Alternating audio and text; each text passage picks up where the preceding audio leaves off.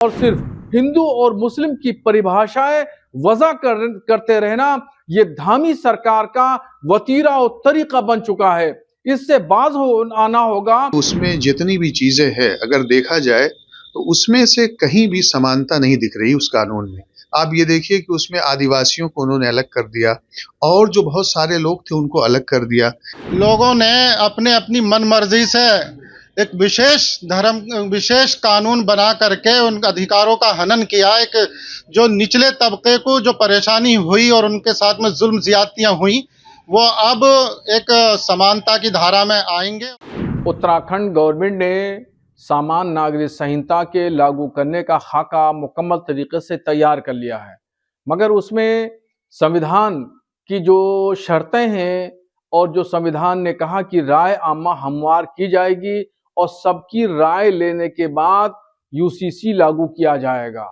इस पर जो रंजना कमेटी बनाई गई, हाई कोर्ट की रिटायर्ड जज मोहतरमा की निगरानी में ये कमेटी बनी, तो उन्होंने बाज़ाब्ता तौर पर यह ऐलान तो किया कि हम इस तरीके से प्रक्रिया अपना रहे हैं, मगर उन्होंने जितने भी तबकात यानी समुदाय समाज के लोग, मजहब के मानने वाले मुसलमान, सिख, बुद्धिस्ट, जैनी, शेड्यूल कबाइल, ट्राइब्स, इन लोगों से राय मशवरा उन्होंने नहीं लिया और ये यूसीसी यकतरफा लागू किया जा रहा है और इससे कोई विकास होने वाला नहीं है, बल्कि ये समाज को जोड़ने के बजाय समाज को तोड़ने वाला ये यूसीसी बिल है।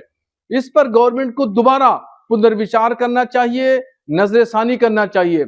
संविधान ने ये कहा कि सबकी राय आम्मा ली जाएगी। जब सब लोग सहमत होंगे, सबकी हिमायत होगी, तब कोई बिल लागू किया जाएगा, मगर इस उसूल को नहीं अपनाया गया और यकतरफा मनमाने तरीके से ये कानून लागू किया जा रहा है। इससे विकास नहीं होना है, तरक्की नहीं होना है, बल्कि पब्लिक को हर नए कानून में एक नए मामले में उलझा के रखना है और सिर्फ हिंदू और मुस्लिम की परिभाषाएं वजह करते रहना ये धामी सरकार का वतीरा और तरीका बन चुका है। इससे बाज आना होगा और इस पर उनको विकास के लिए, स्टेट की तरक्की के लिए, वहां सभी समुदाय को खुश रखने के लिए ध्यान देना होगा, न कि हिंदू मुस्लिम करने से विकास होगा। इससे जो है और नुकसानात वाक़ई होंगे, फायदा कुछ नहीं होगा। देखिए, उत्तराखंड सरकार ने जो कॉमन सिविल कोड बिल को मंजूरी दे दी है और ये अब लागू हो जाएगा उत्तराखंड में, तो इसके लिए उत्तराखंड सरकार का बहुत बहुत आभार है, बधाई है। क्योंकि देखिए, जिस तरह से लोगों ने अपने अपनी मनमर्जी से एक विशेष कानून बना करके उन अधिकारों का हनन किया। एक जो निचले तबके को जो परेशानी हुई और उनके साथ में जुल्म ज्यादतियां हुई वो अब एक समानता की धारा में आएंगे और उन्हें इंसाफ मिलेगा।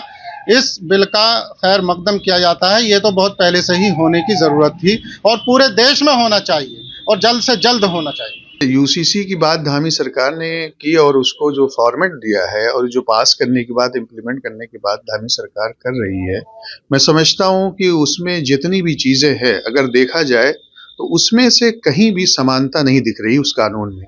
आप ये देखिए कि उसमें आदिवासियों को उन्होंने अलग कर दिया और जो बहुत सारे लोग थे उनको अलग कर दिया, लेकिन जो कम्युनिटी आप देखिए कि तलाक की बात, निकाह की बात, विरासत की बात, बच्चे की गोद लेने की बात कही गई है, लेकिन जो कि वहाँ मुसलमान भी रहते हैं और इद्दत ख़त्म करने की बात कह दी गई, तो इस्लाम में इद्दत पाई जाती है। लेकिन मैं समझता हूँ कि इस तरह के कानून से जो पारित हुआ है ये कहीं ना कहीं बहुत ज़्यादा डिफरेंसेस पाए जाते हैं और इस मुल्क में बहुत सारी कम्युनिटीज़ के लोग रहते हैं, उनकी अपनी शादी ब्याह की रस्म रिवायत, ट्रेडिशंस अलग अलग है, तो उसको यूनिफॉर्मिटी कैसे ले आई जा सकती है। लिहाजा लॉ कमीशन का इंतज़ार करना चाहिए। लॉ कमीशन ने बहुत सारी चीज़ों से लोगों को माना, रिपोर्ट मांगी कि क्या होना चाहिए, लेकिन लॉ कमीशन ने अभी तक कोई बात कही नहीं है। लिहाजा लॉ कमीशन का इंतज़ार करे धामी सरकार। For exclusive and insightful videos, subscribe to our new channel ABP Live Premium.